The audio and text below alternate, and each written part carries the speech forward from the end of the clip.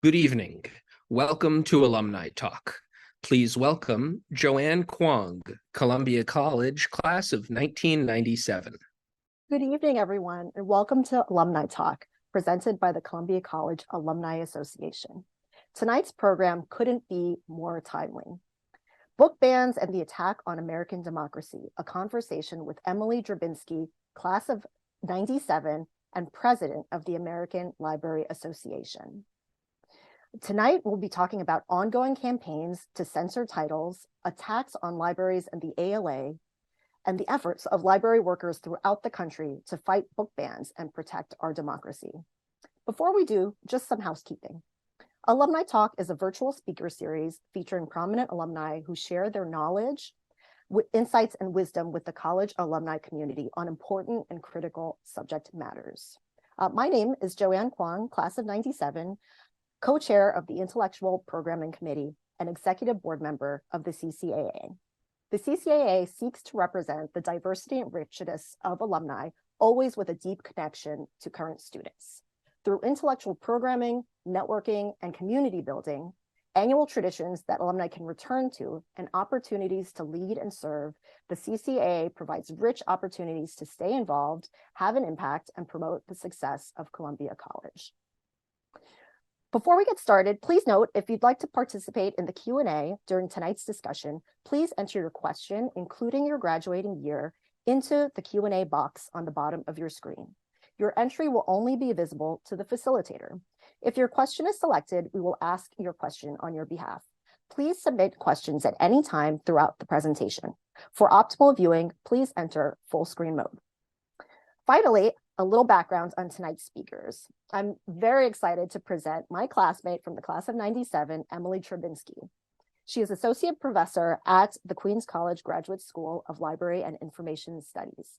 She edits Gender and Sexuality in Information Studies, a book series from Library Juice Press, Litwin Books, and is a contributing writer for Truth Out. She currently serves as the president of the American Library Association. Fun fact, she was a resident of McBain and River for 2 years each and wrote for Sassy during college, my favorite magazine growing up. Professor Larry Jackson is Associate Dean of Academic Affairs and Director of the Whitten Center for the Core Curriculum at Columbia College, where he also teaches literature humanities, contemporary civilization, music humanities, and his own course in comparative literature, Justice Now, in partnership with the Eric H. Holder Jr. Initiative for Civic and Political Rights.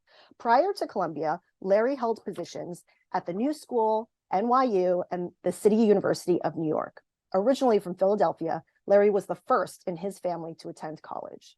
He has a PhD in philosophy from the New School for Social Research, where he also received 2 master's degrees in philosophy and liberal studies.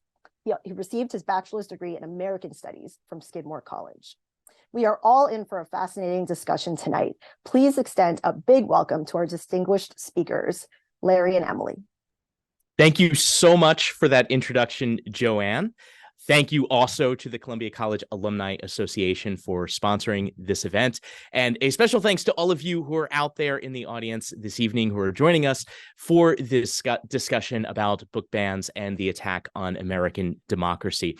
I think that this evening's event is a fitting way for us to continue the work that we do in the Columbia Core Curriculum, which began in 1919 with the mission of preparing students to grapple with the insistent problems of the present. We are going to be talking about a problem of our present now, and we do that not by transmitting expertise to students, but through a discussion as a community. That community begins in small seminar classes, and it extends outward to include all of you, our alumni. So I want to thank you for your continued interest in and support of the Core.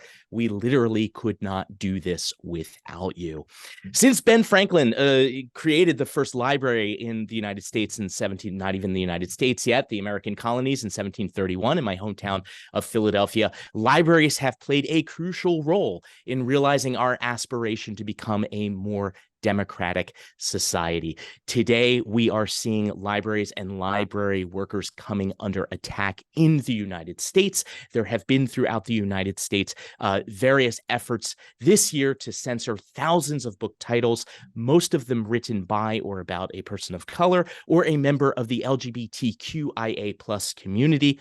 Library workers have reported being harassed, and libraries in Chicago and New York City have even received bomb threats in recent months.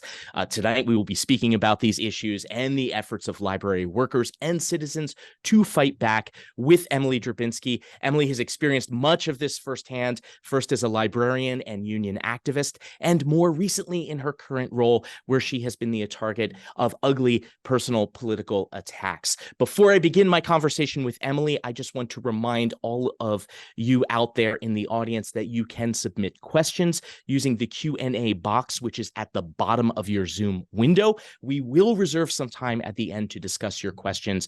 We have also received some excellent questions in advance, which I will include throughout our discussion. So, Emily, welcome. Thank you so much for being here and for speaking with me this evening. I have read a lot about you in recent months, so it's really an honor to have this chance to talk with you.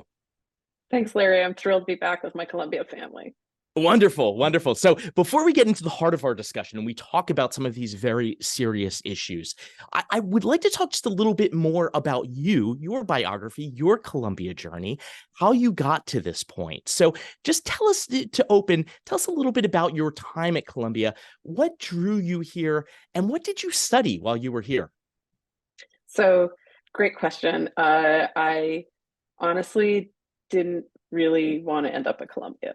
I'm an identical twin, and my sister got into Barnard and I got into Columbia, and I was like, I don't want to be twins anymore. I'm going to go to Mills College in Oakland. And so I had the acceptance to Mills pinned to the mailbox, ready to go out in the morning, and my mother was not ready.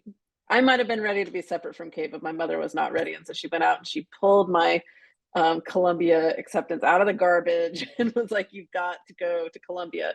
And it turned out to be an amazing, perfect experience, just really mind opening. I moved from Boise to New York on the Gideon Oppenheimer Scholarship, which is a scholarship for students from the state of Idaho, and was honored to be the recipient of that. And it made my time at Columbia possible. And it was the right call for sure. That's wonderful. And of course, that divide of Broadway can be pretty serious at times. I think in our heads, we had not been here before. So Broadway was just a mythical place. We thought it was but it turns out it's just a street. It's got a stoplight, you cross it. But a very wide one at times. So you got here, you got to Columbia. What were you studying? What were you interested in doing academically while you were here? I wanted to make a difference in the world. And I thought the best way to do that was by being a politician. I've maybe done some revising of that since, but I majored in political science. I'm one of those people who took contemporary civilization first because I wanted to understand how the state ran, right? I was Yes. I really wanted to go into government and politics, and was doing that and studying with Richard K. Betts in the School for International Studies. I was really interested in international relations for the first couple of years I was on campus.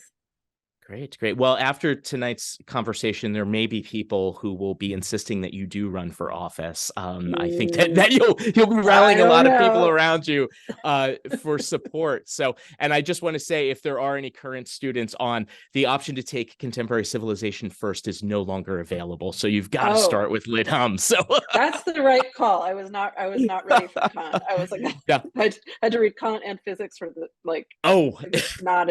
it was not great. I didn't have a great freshman year. Yeah. Were there anything, just out of curiosity, and totally fine just to say no, anything that really struck you at the time in taking contemporary civilization, or anything that has really stayed with you over the years, or seems very relevant to what we're talking about tonight? I mean, we learned so much and talked so much at Columbia in the core about sort of ideals and kind of what the good is and what a good life is and what a good world is. And those are definitely the questions that have animated my life ever since. And I think about all the time. Yeah. What kind of world do we want, and how do we get it? That's great. Now, if I'm not mistaken, you also had your first experience of working in a library while you were here at Columbia. Is that correct? I did. I was on a work study at Butler Library, and my job was a job that doesn't exist anymore. I weeded the card catalog.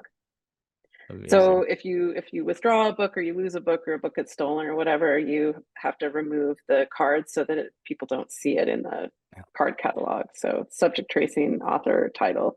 So many hours spent in the card catalog room at Columbia.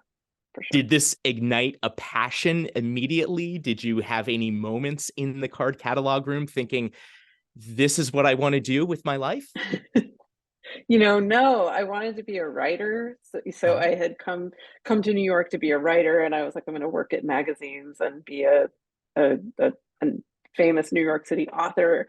So that was my dream. But the time I spent in the card catalog was, it was like, the card catalog is full of secrets.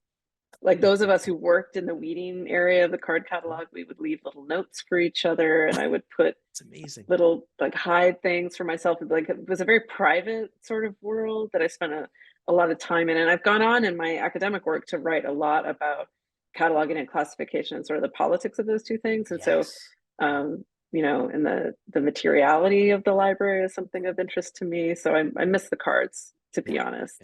You could see them, grab them. Yeah. I miss those things too. I never actually worked in the library, but I just miss going through those cards, which that was exactly right. So, right? Yeah, the universal sign. So why didn't you become a writer? What happened? You left Columbia and you were trying to pursue that at first. I right? tried. Yeah, I was a fact checker for a long time. I worked at Yeah. a few different magazines. I worked at TV Guide when the first season of Survivor came out. Felt like I was in on the ground floor of, like, the reality TV revolution. And worked at different magazines around town, but it was you had to really have something that I didn't have, like a willingness to really be constantly monetizing what was in your brain. Right. And I think Right. I wanted to have a little more income security and the chance to rest my brain a little bit. So how did the shift take place then, from this dream of being a writer and working as a fact checker, something I did as well when I was right out of college? How did you make this shift into a career as a librarian? Like most things that have happened in my life, it was kind of accidental. And without a lot of forethought. A friend was like, I was at Lucky Magazine, which is a magazine about shopping. I was checking prices for, like, handbags, and I was just like, I can't. I need a different kind of life.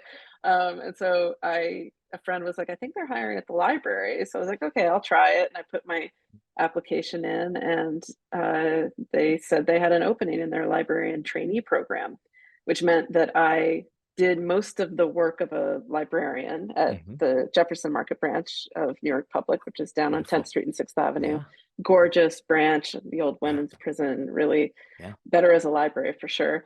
So they also paid for my tuition, and I enrolled at the only school that still had openings at that time. Like, I started my journey in, like, late July. So it was like the only school that was still accepting applicants. And I took my first class at Syracuse and sat in the room and with a bunch of people talking about what a library was, and just, it blew my mind, this project where we're going to collect, describe, make available, preserve, circulate all of human knowledge for everyone for all time. It's like, that's a grand project. And it really did. That was a project that, unlike sort of fact checking handbag prices, felt worthy of the life I've been given. And it has been. It's been amazing. What really speaks to you about that project? I mean, how would you articulate some of the importance of that to people who might question it and might say, well, some ideas are dead ideas, or they're not really worth preserving, or, maybe we don't need to catalog all of this knowledge. I mean, how would you respond to the skeptic who says something like that? Well, at first I tell them to read a book. Like, I don't know, you read a book and you're like, yeah, we want more of this, we want more of these. And I think anyone who's been in a library recently can tell you how important they are as spaces for inquiry, as spaces for community engagement, as places where people can come together. But it is the thing that we hear most, I think, as librarians, is why do we even have them? We have Amazon and Google. Like, why do we need a library?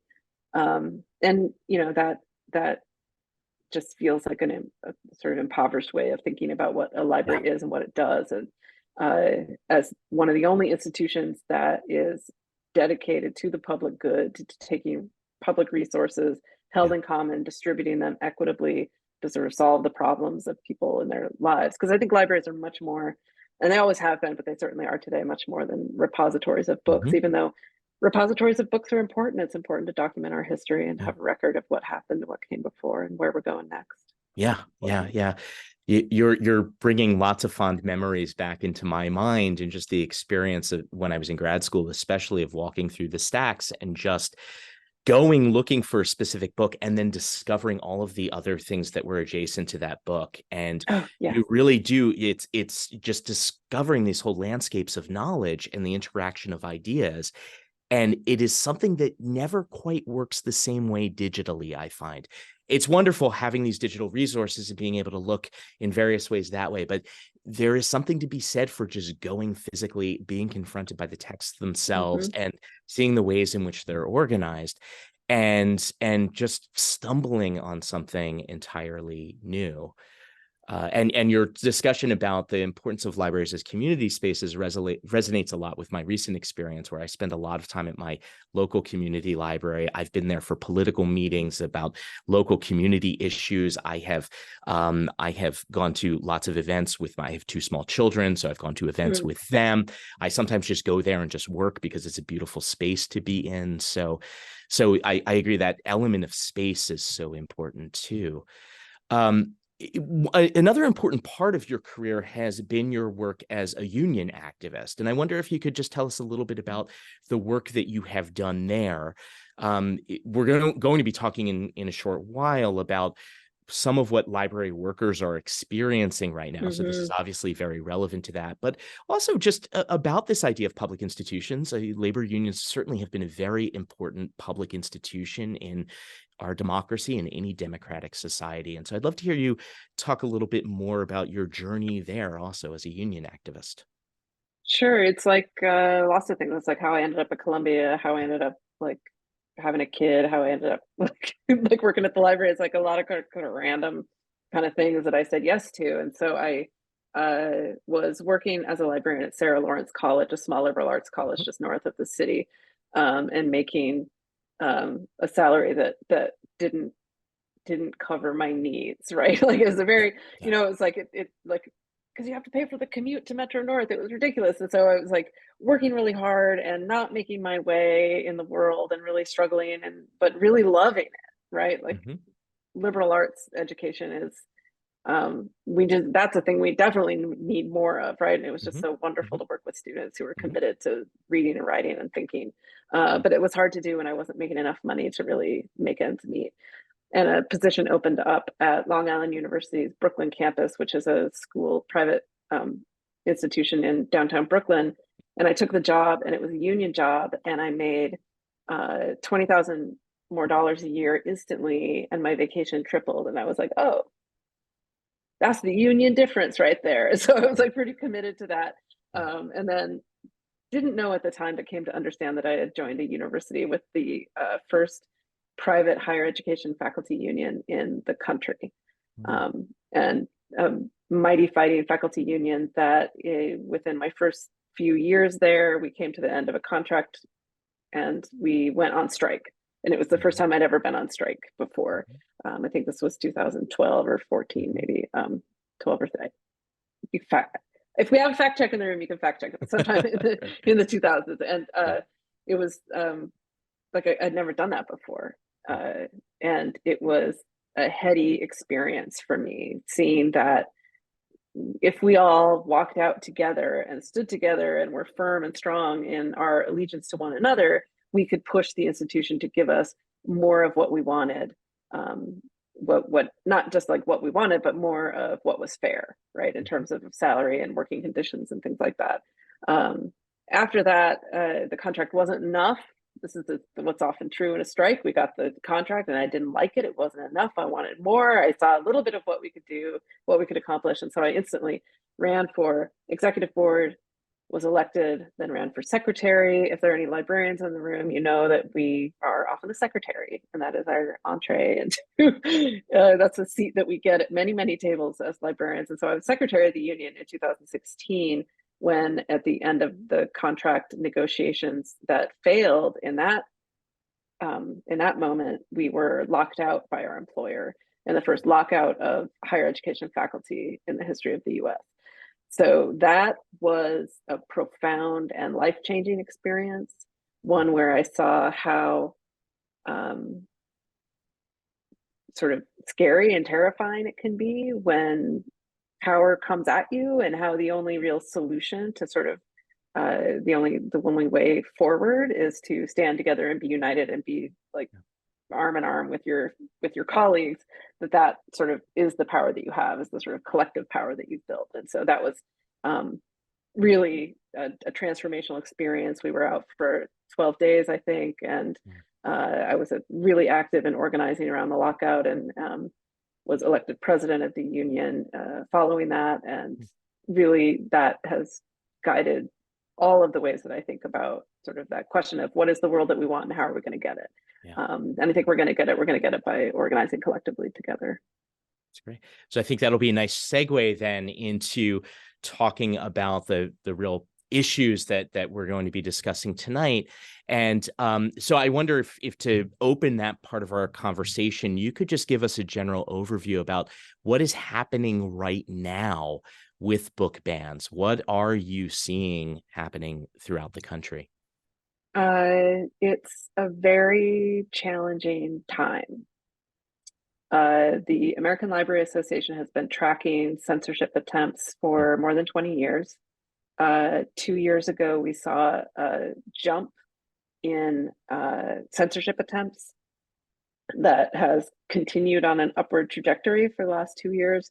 The most recent numbers that we have for the last 9 months, the first sort of 9 months of the year, where we tracked 695 book ban attempts that covered 1,915 individual titles.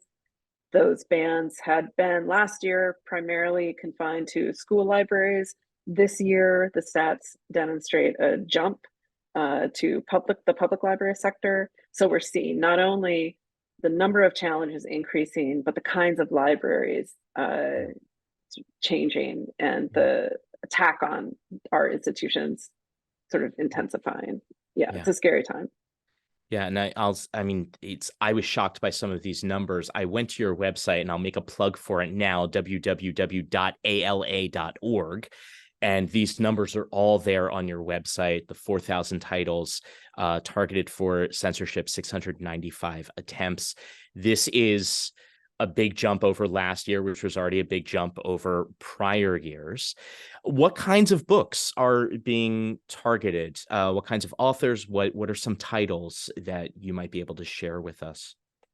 The books are exactly the books that you would imagine. Books with Black characters and by Black authors, books about LGBTQ plus experience, books about people of color. We're seeing books that sort of they're the classics that are banned all the time, like Toni Morrison's The Bluest Eye.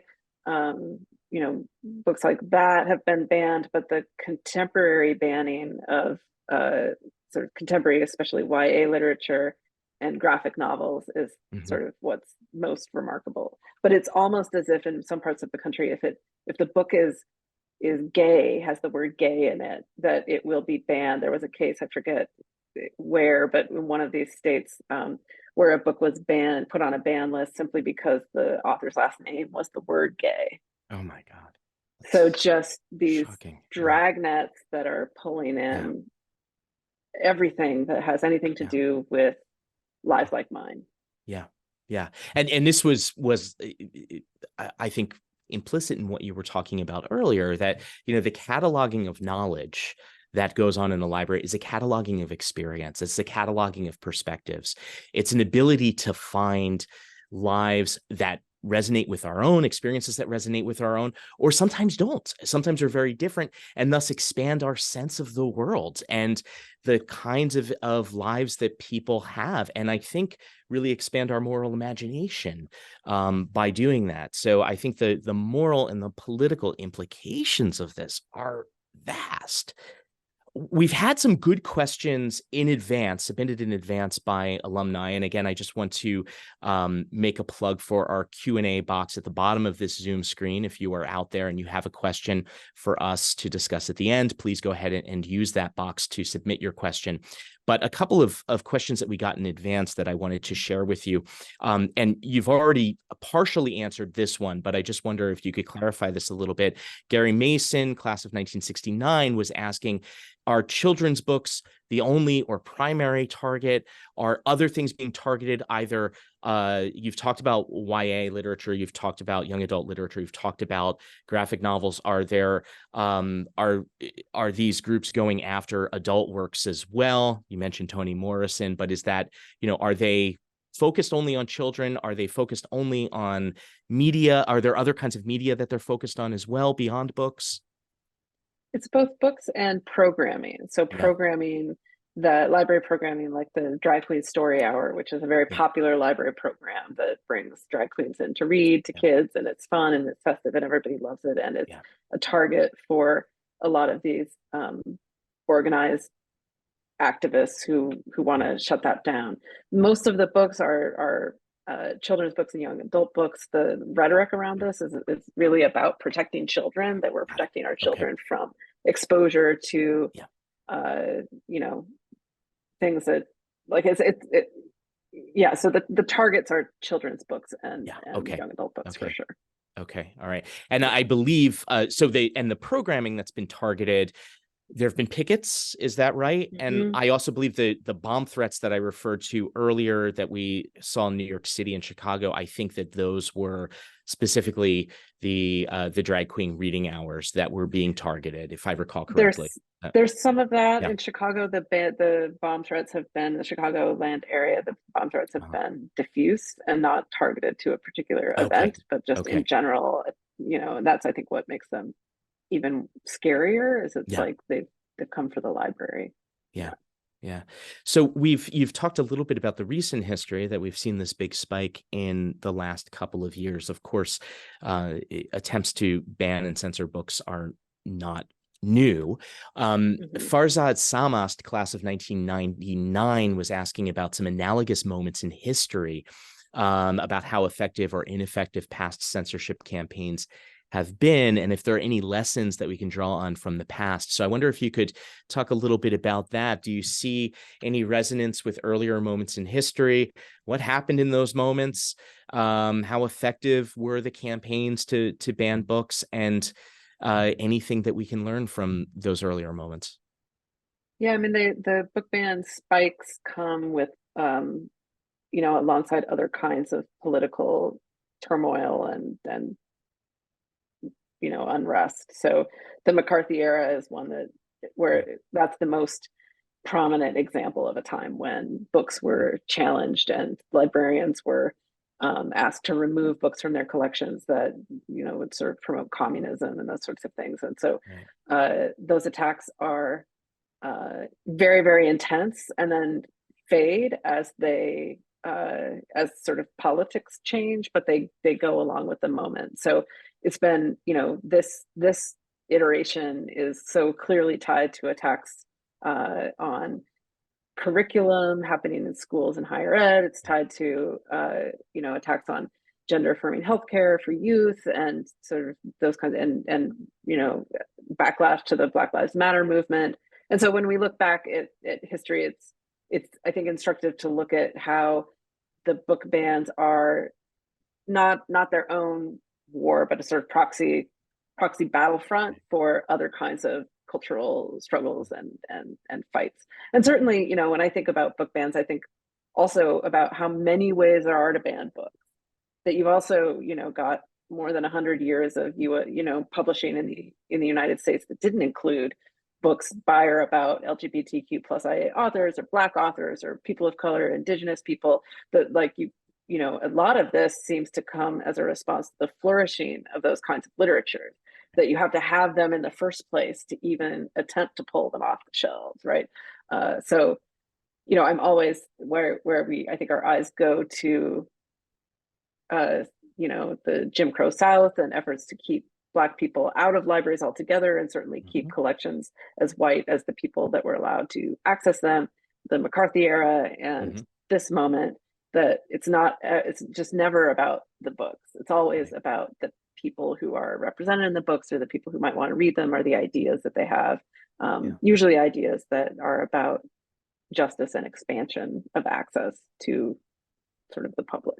Yes. Yeah. Yeah. And so I know the ALA is doing a lot around this, and you're doing a lot to get the word out and to educate people. I know my own local library has been putting up posters celebrating works that have been banned, and encouraging people to read those works. In light of this analysis, which I think is absolutely right, that this is always part of the larger struggle to expand democracy and to expand rights in our society, what are some of the efforts that are being undertaken now, either by libraries, librarians, organizations like the ALA, and how are some of those efforts maybe linked with some of those other movements that are focused on the expansion of democratic rights? There's just so much happening, and I find that really inspiring, that there's so much happening. You've got things happening on the tiny local level of, just libraries that, exactly like you're describing, celebrating the books that are being banned. In a lot of parts of the country where the bans are really intense, we're seeing community organizing that is super inspiring to me. I think a lot about St. Tammany Parish, which is in Louisiana, just across Lake Pontchartrain from New Orleans. And this is a community where Jeff Landry, who is the expected new governor of New Orleans, or governor of Louisiana, who is just his attacks on the library sector have been the most extreme that I've ever seen, right? When he was elected Attorney General, he went to St. Tammany and used that parish to announce his tip line for the state, where you could report on a librarian or teacher who was sharing inappropriate materials with children, so that they could be held accountable according to the sort of criminal code of the state, right? It's like that's where he went to launch that sort of movement, and really campaigning on the issue. But just last night at the Library Board of Control hearing in St. Tammany, the public showed up en masse, as they have been for the last year or so, to fight back against those book bans and to say that we want these books on our shelves. And books were returned to the shelves. And we've seen it in the last couple of months, the Board of Control, they keep going ahead and putting books back on the shelves. And so that kind of local organizing I find really, really inspiring. From the ALA level, we have a public-facing campaign called Unite Against Book Bans that is the sort of central point for us in terms of pulling people together who care about these issues, organizations that care about these issues and share our concerns, everything from the NEA to the local libraries. The CUNY libraries recently signed on, and that is a tool we're using to activate members at the sort of local level. So when we hear something happening, like the school libraries in Carroll County, Maryland, have really been under attack, we're able to mobilize people through that platform to do things like send letters to the editor, show up to the meeting, send a letter to your city council person or to the school board, to sort of pull people together. But I'd have to say there's a million things going on and a million ways to get connected. And what I learned from union work is that you never know what's going to get the win. You got to throw as many things as you possibly can at the wall, which is sort of what ALA is doing, what I see happening sort of across the sector. That's great. That's great. And now I'll just, again, make a plug for your website, www.ala.org. We have dropped that into the chat as well for everyone who is out there on Zoom. The German poet Heinrich Heine said very famously that where they burn books, they will in the end burn people. And we've been talking about attacks on books. Tell us about the attacks on people, specifically library workers. What are they experiencing right now? They're feeling an incredible amount of fear.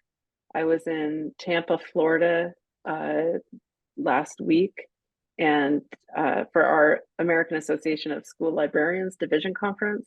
And so the room was full of school librarians who, many of whom wouldn't share their names with me for fear of reprisal, who were feeling themselves subject to new laws that could, in many parts of the country will criminalize librarians, like in Missouri, big, broad, vague laws that have librarians not sure whether they can have books on their shelves or not. And the climate of fear that I felt in Florida was really intense. And there was this moment after the opening plenary when everybody was like taking photos and stuff, where all the school librarians from Florida, all of whom have been sort of working under DeSantis's ever-changing rules and regulations that every day make it so that you can't say the word gay, you can't have a book about a Black person, you can't teach African American history, right?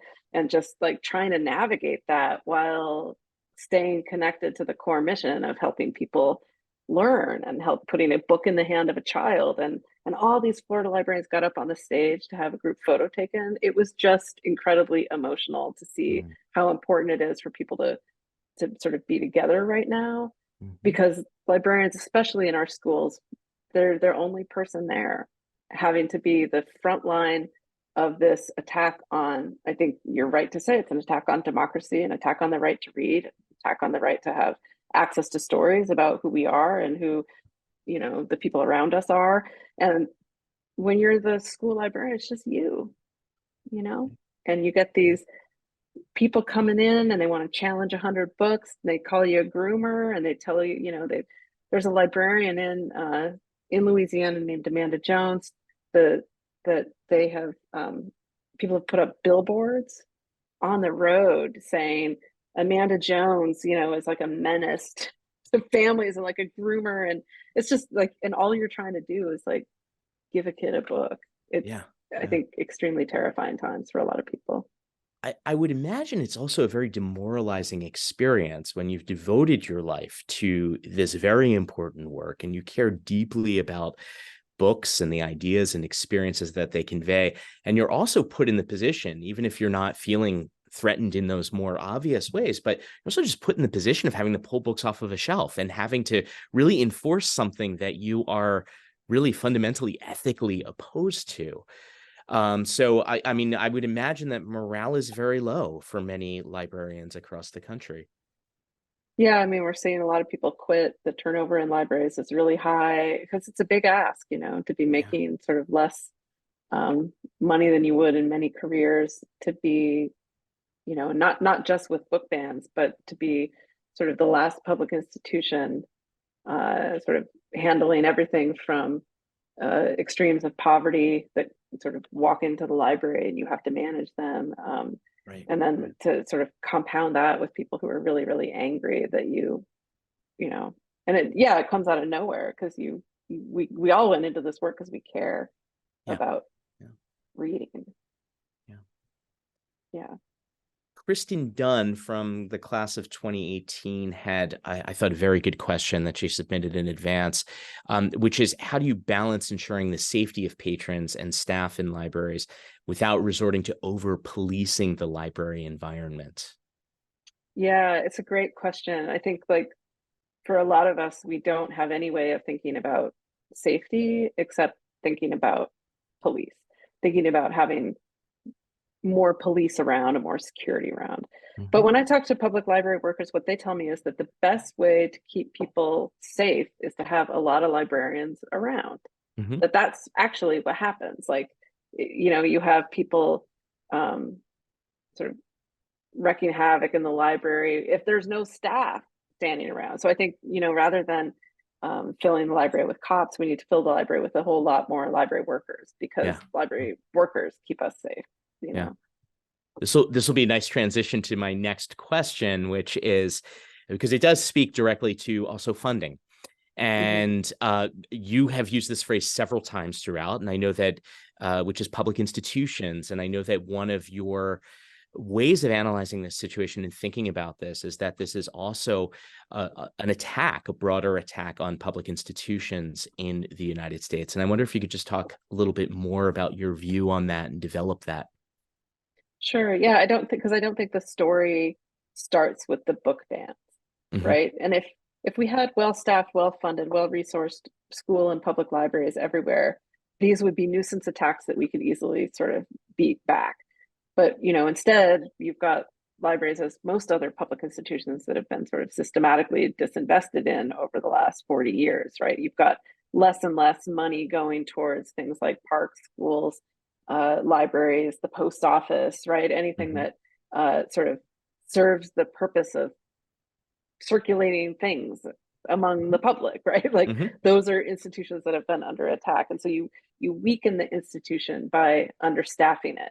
I was in Iowa over the summer and met with a librarian there who the roof of the library, the town had been hit by a derecho in Marion, Iowa, and it took the roof off the library. It flattened all the buildings in the town. An incredible story of resilience where the librarians pulled together a makeshift computer lab in the park using their sort of computer help skills. And if there are other librarians in the audience, you know that most of what you do all day is like help people fill out an online form, right? So like those skills when there's an emergency, really, important, right? Because crucial, you help people fill out the insurance claim forms and all of that. And the city had responded by funding a huge remodel of the library. The whole building was flattened and they did a new library for the town, 4 times the size of the library that was crushed in the derecho. But what they didn't do was budget for an increase in staff. And so you've got a library now that's big. It has 4 service points where it used to have 2, but you have just as many staff that have to cover all of that. And that means that there aren't enough librarians to sort of keep your kids safe, but also, manage the knitting program and the this and the that and all of the things that we expect our libraries to do.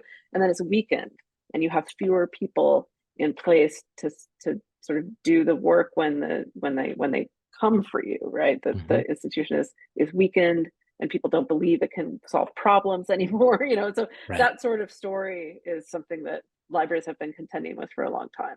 So I'm hopeful that in this moment where we have a whole lot more people asking me about book bans than asking me why do libraries exist, which is the question that I've heard for 20 years. This is a moment, I think, where if we can tell the story of libraries and people can really see what it is that we contribute to our communities, that maybe we can reverse that sort of long defunding story a little bit.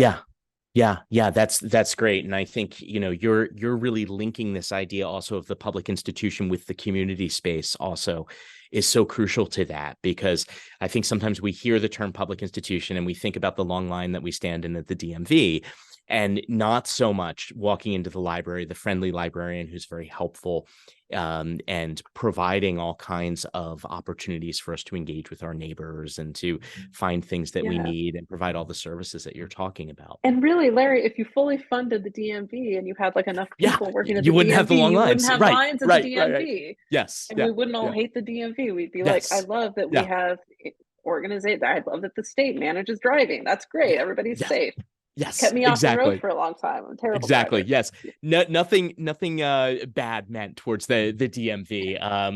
I've actually never stood in a long line at the DMV, so I've always lucked out there. I guess. Go out at Coney Island, there's no line. Okay, great.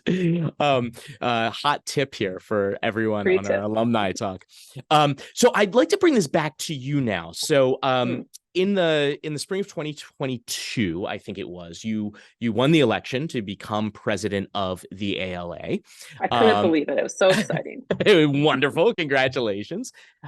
You tweeted about it then, and that tweet did arouse some controversy and some very vicious personal and political attacks on you. And I just wonder if you could talk a little bit about that experience. Tell us a little bit about what happened and, what was this backlash that you experienced in the wake of that tweet? So I won and I couldn't believe it. And I won the way that I believe we're going to win the world we want, which is I talked to more people than anybody. I listened as hard as I could. I heard from everybody. We ran a very, very, competitive ground campaign, right, for this position, which has been, we organized it and we won. And so I couldn't believe it. And I tweeted excitedly that I couldn't believe that a Marxist lesbian who believes that power can be built and wielded on behalf of the public is president of the American Library Association. I couldn't believe it. So when does a person like that win anything? It's like very, very exciting. But it was also, and I think I didn't realize it at the time. At the time, I was just like so excited and, wanted to just be excited with my friends. But forgot that Twitter is the open, or formerly known as Twitter, is like the open web, and that it's full of the people who want to ban books, and and anyway. Right. So it was like taking a steak and putting an egg on it and another steak and then some ham and like some and then like throwing it to the dogs. It just was, really, the backlash has been really intense and really unfortunate. Yeah. And what has that looked like? Tell us a little bit about what has happened with the ALA, also in states. Yeah, so there's the usual internet harassment that anybody, any public figure who's queer gets, any public figure on the left gets. So there's that, but then the various freedom caucuses in the country have sort of grabbed on to me as the problem in sort of American libraries, which are, dens of iniquity and full of pornography, and none of these things are true. But so they've sort of latched on to me as the problem there. And in Montana, the Library Commission voted earlier this year to cancel its membership with the American Library Association due to its Marxist leadership. And that was really, really tough for me personally, to feel that I had become this sort of bludgeon that was being used against the librarians in the state of Montana, many of whom I know, who are as committed as I am to serving their communities. And so there's been more of that, and that's been alarming, I think. I can't believe I'm about to ask you this question, but I'm going to ask it because I want to hear you respond to it, because of this response, this hyperbolic response that we've been hearing. But are libraries a Marxist conspiracy? Are libraries an attempt to indoctrinate people? I mean, No. This is such a groundless accusation. No, because how do you even respond to such a groundless accusation like that? Here's what's great about the library, and why I really love working in the library, is that we are also a non-coercive educational space. So like I've got a 15-year-old in the other room. He's got to go to school. He's got to go, and like it's all the things that he has to work on tonight. Like hopefully he's working on his homework right now. Like it's assigned to him. But the library doesn't have any of that. You come in, you read whatever you want. And so there's even this fantasy that I would stock my public library with only left publications, but I wouldn't, right? That like what I do as a librarian, what all of us do, is ensure that there is something in the library for everyone. And I have zero interest in indoctrinating anyone. Like I just have an interest in providing access to information for everyone. And I'm an elected member leader. There are almost 50,000 of us in the American Library Association. It's a one-year term, and I'm proud to lead with a board of incredibly diverse public library, school library, academic librarians who many, none of us have the same sort of political viewpoint, but we all share a commitment to libraries. That's the thing that unites us. And I have to say, having listened to a lot of interviews with you, read a lot of interviews with you, read a lot about your work, the things that I hear you say again and again and again, which seem to align with your understanding of what it means to be a Marxist and what your vision is solidarity, people working together, trying to create a better world. I'm not hearing anything that terrifies me or really should terrify anyone else, if I may editorialize a little there. Yeah, so I don't think there's anything scary about wanting kids to read books. And I think that's what's been sort of most upsetting, not disheartening about all of this, is that it's really about not wanting kids to read books that might introduce them to ways of understanding themselves and understanding others, and the sort of empathy that you get when you read a book about an experience that's not your own. I'm reading a book right now about a memoir from an author who had to flee Rwanda during the massacres, and just the way she's writing about that, giving me like a whole new way of thinking about what it means to be a refugee. I'm like, this is good to have your mind and sort of way of seeing the world expanded. And there's nothing nefarious about that. It's Right. not even Marxist, I'm just Right. simply Right. describing, I was simply describing sort of the way that I understand history and how it works. Yeah. Yeah.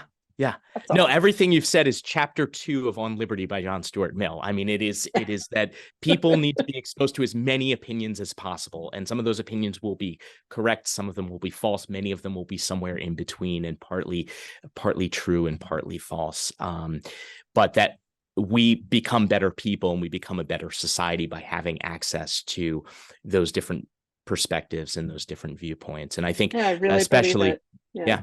And I think that point about empathy is especially powerful. I think over my shoulder, you may be able to see it, the autobiography of Malcolm X, which was a book I read as a teenager that completely transformed my life and my way of thinking about the world, and is a book that I connect with very deeply, even though my life and my experience could not be more different from Malcolm X's. Nevertheless, I really was open to a perspective and to an experience very different from my own as a result of reading that. And it has, I think, really enriched my life and really enriched my experiences with other people. We have gotten one question from several people in advance and a few of the folks who have added questions tonight. So I will just shout out Andrew Masterson from Public Health, Kate Olivier, recent college grad, class of 2023, and Zoe Gallus, who is a first-year student, if my math is correct, class of 27. And their question is something you touched on a little bit earlier, but just to come back to this and put it out there for anybody who's watching and who cares and is deeply concerned about what is happening. What can we do? How can we fight against these bans? How can we protect our libraries? And how can we defend library workers? This is like my favorite question because I'm like, I got a million ideas and I hope that you take me up on them. I think part of, there's so many things that we can do. And I think sometimes we wait to sort of see what the right thing is to do. So I'd encourage people first to there's no right way to engage and right way to fight back. Cause I think that if we wait for the right answer, we're never gonna start. So I think everything from getting a library card if you don't have one. If you have one, find a friend who doesn't have one, take them to the library, get the library card. And I say that not because I think that's magical, but because when we find our institutions under attack, the best thing we can do is use them, right? We got to use them or lose them. And so get a library card, go to the library, check out a book, attend a program, do any of those things. And then I strongly encourage everyone to go to our uniteagainstbookbans.org website, where you'll see everything from downloadable yard signs that you can put to proclaim publicly your support for the right to read and support for libraries, talking points that you can use if you want to reach out to your local media to tell them about how you support book bans, or you don't support book bans, how you support libraries and the right to read. There are petitions you can sign, phone calls you can make. There's a toolkit for making sure that your elected officials, I know we've got an election coming up, to make sure that your candidates are on the right side of the fight for libraries. Sort of all of those things are important. I think the single most important thing, though, if you have the capacity, is to attend those library board meetings in your town, because those are those are sort of the local political spots where we're seeing these fights play out. So go to the board meeting. If you have capacity to run for the library board, to be a part of that library board, I think that's also super important, because we need people who care about libraries to be governing on the governing body of the library. So one of the strategies that we're seeing people sort of use that I find we can learn a lot from it, but it's really been devastating for a lot of communities, is that they will run and take over the library board with people who want to defund it. And so that means that the people making decisions about policies and procedures, like in the St. Tammany case, the Library Board of Control is the elected body of trustees who make decisions about policies. So we need people who would make the right decisions about those policies sitting in the seat of power. Yeah. Right. So those are just some ideas, but first thing you should do, make sure you go to the library. That's great. And what's that website again? I think it's uniteagainstbookbans.org. Okay, great. UniteAgainstBookBans.org. So please go and check that out. I know I will right after this conversation. We have at least one librarian out there. We got a question from Natalie McCall, Columbia College class of 2001. I manage a public library, and we recently had a patron request that the library add a trigger warning to a book. How would you address this? Where does this fit into the book banning conversation? Wow, I've not heard that before, and it's super interesting. I mean, yeah, I feel like a little bit, I mean, I think that trigger warnings can be important ways of, you know, giving people a sense of what materials and programs and books are about. You know, I think one thing I think is really important to say though about these things is that it isn't as if the library doesn't want you to make demands of it. Right? That if you have a question about a book or you want it to be reviewed, we welcome that and have policies and procedures. So my guess is that the request for a trigger warning, it's new, but yeah, I really don't know. Like now I'm sort of stumped. But I do want the audience to know that like that sort of thing is like the kind of engagement that we actually want, that we welcome in many ways, like to talk through that and see what makes sense for the community. But does it fit into book banning? I don't think so, because the trigger warning doesn't prevent anyone from accessing the book. Although, on the other hand, is it the same as moving a book from one part of the collection to another to appease one sort of patron's anxiety? I'm going to be thinking about that. Let's get in touch, because that's a good question. I don't know the answer. Okay. Yeah. Great. I'm going to try to pack in two more questions. We're down to our last 3 minutes or so. These are both political questions, which I find really interesting.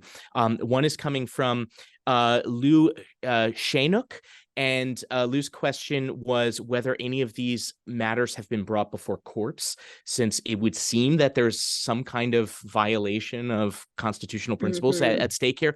And then Noah Evans asks a really interesting question also, which is where is the political energy coming from here?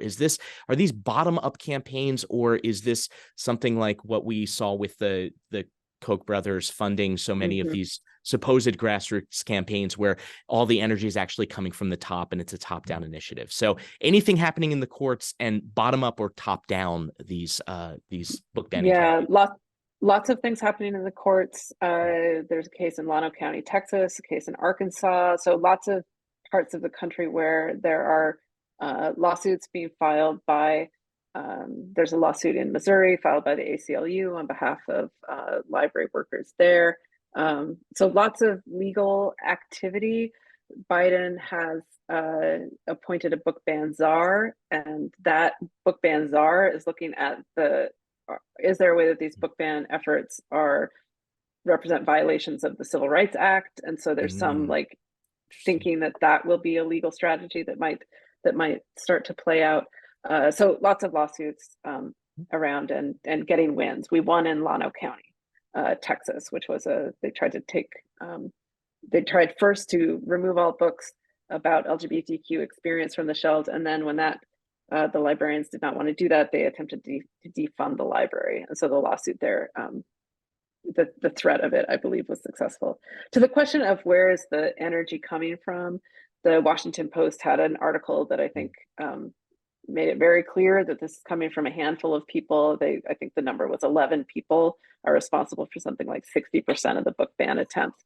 And definitely a well-funded operation from that, I don't quite know where the money is coming from, but it's good, it's definitely a well-funded operation. And the groups are sort of Moms for Liberty, Awake Illinois, the Mass Resistance out in the Western states. And so you've got organized groups like that I think have selected the library because it's a place you can go.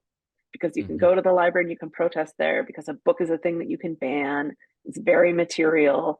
And so the sort of every time somebody succeeds in getting a book removed from the shelf, they have a little bit of a sense of power that they could in fact shape their world. And so I think we need those of us who are supporters of libraries need to be producing those same kinds of moments for the people in our communities, moments where we keep a book on the shelf, or we add more materials to the shelf, we expand services, we expand the library. And that I think needs to be sort of on the that needs to be our political goal in this moment. That's great. Emily, thank you so much. This has been an incredible pleasure. So thank you for speaking with me this evening and being part of this conversation. And thank you especially for this important work that you are doing. I hope that I am not exaggerating in saying that there are millions of us who are there with you, standing beside you and behind you, and thank you for being out there and for advocating for libraries. Thank you again to Joanne for introducing us. Thank you to the Columbia College Alumni Association, and thank you to all of you who are out there who have been part of this conversation this evening. Thank you for your continued engagement with Columbia College. So thank you and good night. Roar, Lions, roar. Bye.